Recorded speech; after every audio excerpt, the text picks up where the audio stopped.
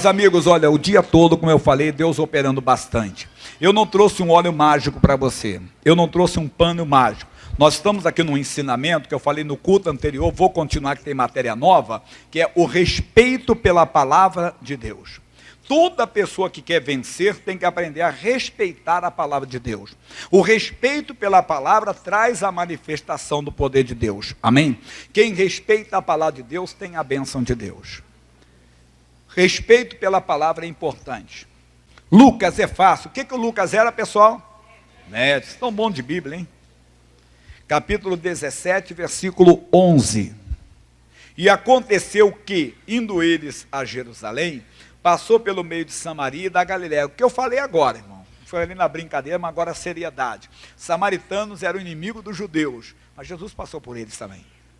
Jesus passou por todos os lugares. Aí diz, e entrando numa certa aldeia, saíram-lhe ao encontro 10 homens leprosos, os quais pararam de longe. Por que eles pararam de longe? Porque na lei ensinava o quê? Que a pessoa com lepra, ela não podia chegar perto de uma pessoa, tocar ou ser tocada. A pessoa com lepra, ela vivia excluída da sociedade. Você sabe que há pouco tempo isso existia no nosso país também? Que a pessoa com lepra vivia retirada. Em Itu tem uma vila, alguém conhece essa vila em Itu? Que é para os leprosos. Você sabia disso? Que existe lá? Existe. Hoje não, é aberta ao povo, mas antes não. Era portaria, tudo. Eu lembro que eu fui criado no Rio tem um lugar chamado Querengue, que é Jacarepaguá. E lá também alguém é do Rio aqui? Quem é do Rio sabe o que eu estou falando. Pastor Luiz da Fé é do Rio.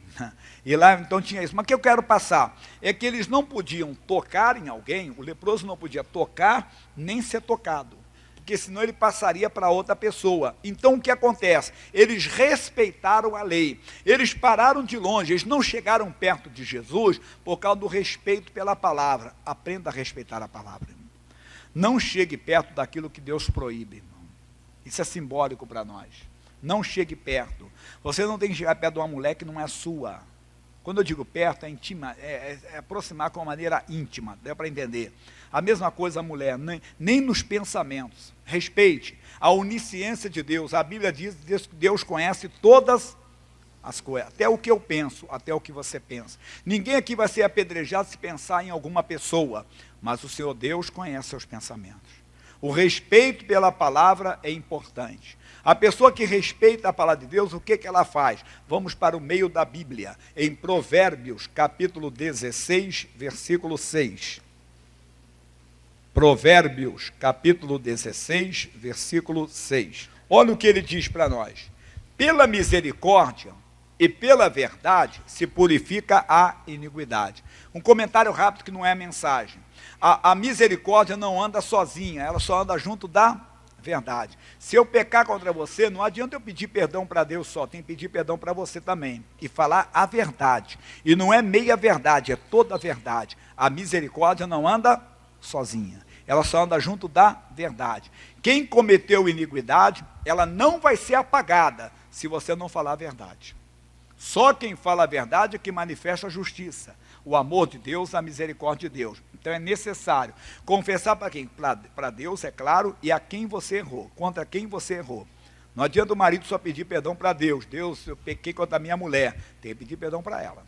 No pensamento não, é só para Deus. Mas na prática tem que fazer isso. Se eu mexer em alguma coisa sua, não adianta. Se um dia eu tirei um dinheiro, entenda bem, da igreja e coloquei no meu bolso, não adianta eu só pedir perdão para Deus. Eu tenho que, além de pedir perdão, tenho que fazer o quê? Restituir. Entenda? E confessar quem tem que confessar. É verdade. Estou falando eu, mas você no local de trabalho é a mesma coisa. Você tem que aprender a isso. Então, mas a nossa mensagem está agora, a segunda parte. E pelo temor do Senhor, os homens se desviam do mal. O que é o temor, pessoal? Respeito pela palavra. O temor é a obediência, respeito pela... Quem teme ao Senhor, quem respeita a palavra, se desvia do mal. Quem teme ao Senhor é sábio. Capítulo 9 de Provérbios. O que diz 9 e 10? Essa é matéria nova, eu não dei no outro culto esse versículo. O temor do Senhor é o princípio de quê? Da sabedoria. E a ciência do santo, a prudência. O respeito a Deus, pela palavra de Deus, pelo que Deus diz, faz o homem ser sábio, faz o homem ser inteligente, faz o homem ser capaz. toda pessoa que consegue temer, ele então faz isso. Aí tem mais ainda. Nós vamos lá para o início da Bíblia, Gênesis capítulo 39. E José foi levado ao Egito, e Potifar, eunuco de Faraó, capitão da guarda, varão egípcio, comprou-o da mão dos ismaelitas, e que tinham levado lá. E o Senhor estava com José, e foi varão próspero, e estava na casa do seu senhor egípcio. Vendo, pois, o seu senhor, que o Senhor Deus estava com ele, e tudo o que ele fazia, o Senhor prosperava em sua mão.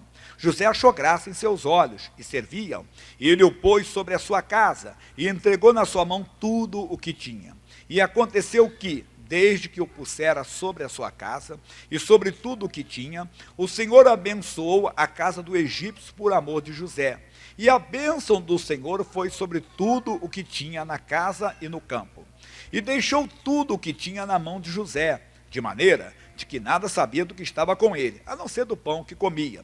E José era formoso de parecer, e formoso à vista. E aconteceu, depois dessas coisas, que a mulher do seu senhor pôs os seus olhos em José, e disse: deita-te comigo.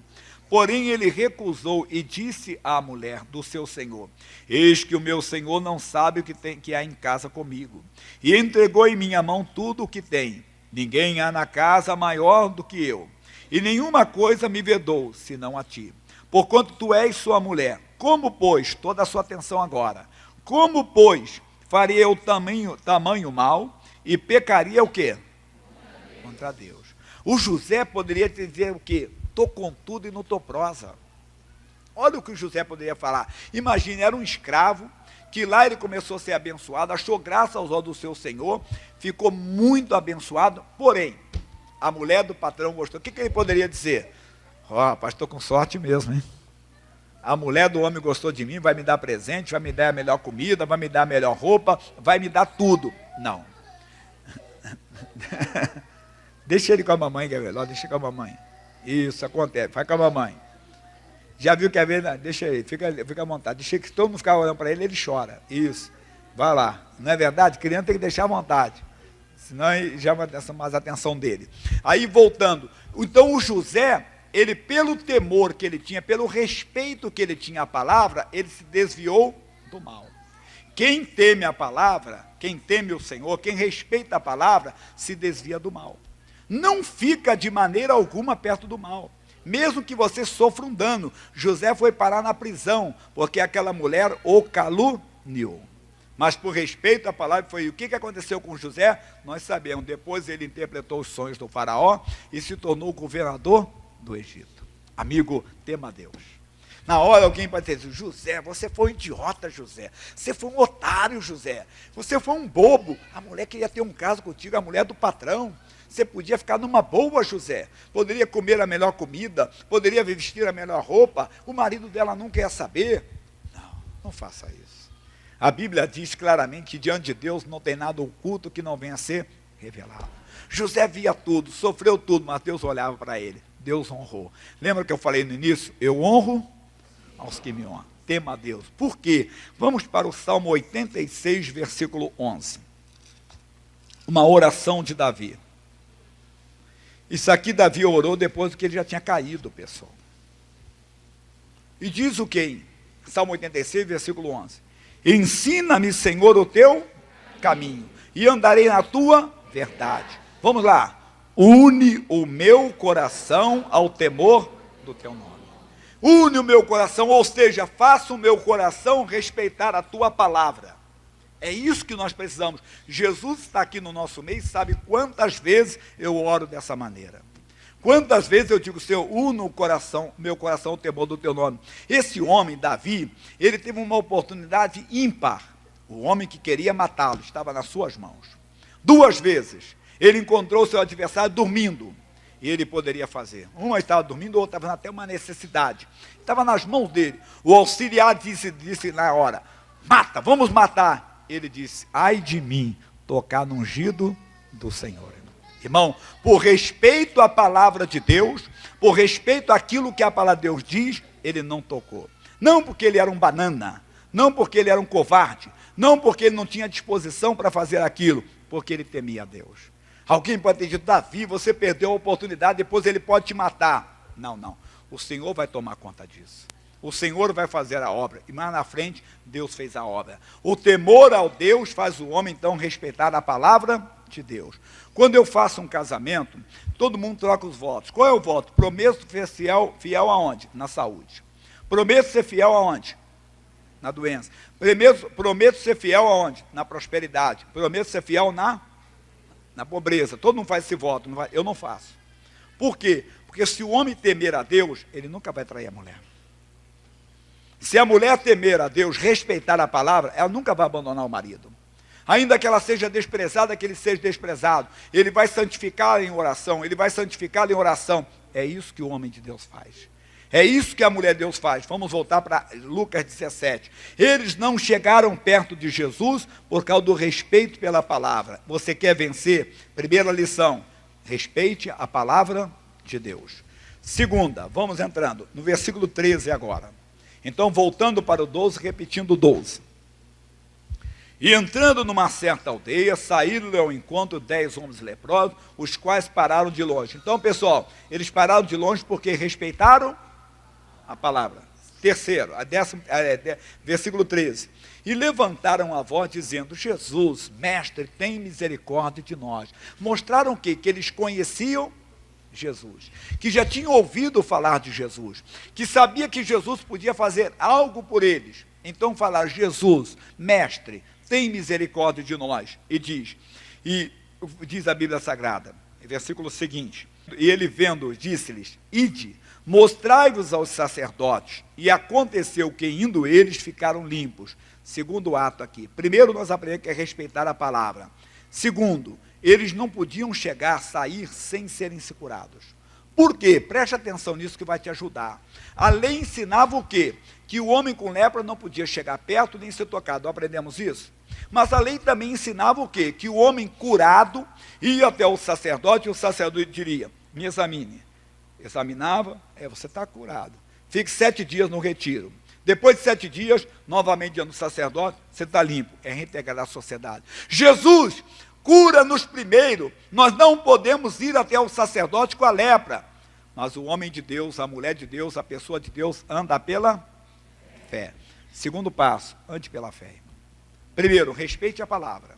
Mas só respeitar a palavra não adianta, tem que ter a segunda. Agir pela fé. A fé vem por ouvir e ouvir pela palavra. Palavra de quem? De Deus. Eles entenderam que ali estava o próprio Deus.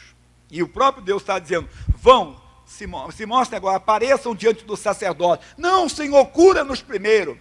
Ô Jacó, não podemos ir assim. É verdade, Simeão. É verdade, nós temos que ser curados. Não, eles agiram pela fé. E no meio do caminho ficaram curados. Então, segundo passo, ande pela fé. Terceiro, o quê? E um deles, vendo que estava são, voltou glorificando a Deus em alta voz. E caiu-se aos seus pés, com o rosto em terra, dando-lhe graças. E este era samaritano.